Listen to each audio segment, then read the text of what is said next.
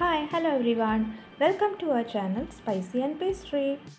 ഇന്ന് നമുക്കൊരു സ്വീറ്റിൻ്റെ റെസിപ്പി കണ്ടു നോക്കിയാലോ. Coconut milk balls. ഇതിനങ്ങനെ ഓവർ മധുരമായിട്ടോ അങ്ങനെ ഒന്നുമില്ല. അപ്പം നല്ല ടേസ്റ്റുമാണ് കഴിക്കാനായിട്ട്.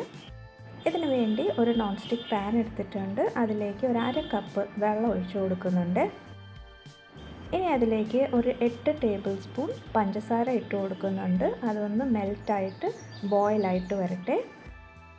അതിലേക്ക് ഒരു 1/4 ടീസ്പൂൺ വാനില എസൻസ് ചേർത്ത് കൊടുത്തിട്ടുണ്ട്, നല്ലൊരു ഫ്ലേവർ കിട്ടാൻ വേണ്ടി.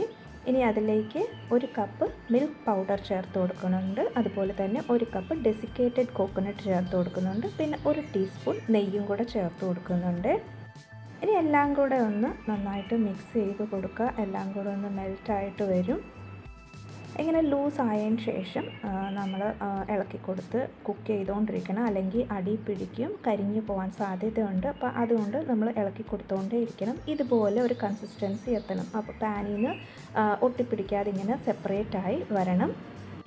ഈ ഒരു കൺസിസ്റ്റൻസി എത്തിയതിന് ശേഷം ഒരു പ്ലേറ്റിലേക്ക് മാറ്റി കൊടുത്തിട്ട് കുറച്ച് തണുക്കാൻ വെക്കണം. ഇനി നമുക്ക് ഡെസിക്കേറ്റഡ് കോക്കനട്ട് റോൾ ചെയ്യാനുള്ളത് സെപ്പറേറ്റ് ഒരു പ്ലേറ്റിലെടുത്ത് വെക്കുക. ഇനി ഇതിന് നമുക്ക് ഓരോ ഉരുളകളാക്കി ബോൾസാക്കി എടുത്തിട്ട് ആ ഡെസിക്കേറ്റഡ് കോക്കനട്ടിലൊന്ന് റോൾ ചെയ്തെടുത്താൽ മതിയാവും.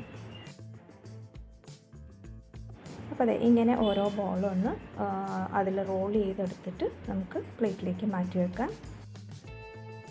അത്രേ ഉള്ളൂ. നല്ല ഈസി ആയിട്ടും ടേസ്റ്റി ആയിട്ടും നല്ലൊരു സ്വീറ്റ് കഴിക്കാൻ താല്പര്യമുള്ളവർക്ക് തീർച്ചയായും ഉണ്ടാക്കി നോക്കാം. ഇതിപ്പോൾ സ്റ്റോർ ചെയ്യാനായിട്ട് ഞാൻ എയർ ടൈറ്റ് കണ്ടെയ്നറിലാക്കി ഫ്രിഡ്ജിലാണ് സൂക്ഷിച്ച് വെക്കുന്നത്. അപ്പോൾ കുറേ ദിവസം ഇരിക്കും. പുറത്താണെങ്കിൽ റൂം ടെമ്പറേച്ചറിൽ 2 days ഒക്കെ ഇരുന്ന് കഴിഞ്ഞിട്ട് ചിലപ്പം ടേസ്റ്റൊക്കെ മാറാൻ ചാൻസ് ഉണ്ട്. ഫ്രിഡ്ജിൽ വെക്കുവാണെങ്കിൽ കൂടുതൽ ഡേയ്സ് ഇരിക്കും. Thank you for watching. ഇനി അടുത്ത നല്ലൊരു റെസിപ്പി വീഡിയോ ആയിട്ട് വീണ്ടും കാണാം. Till then bye bye.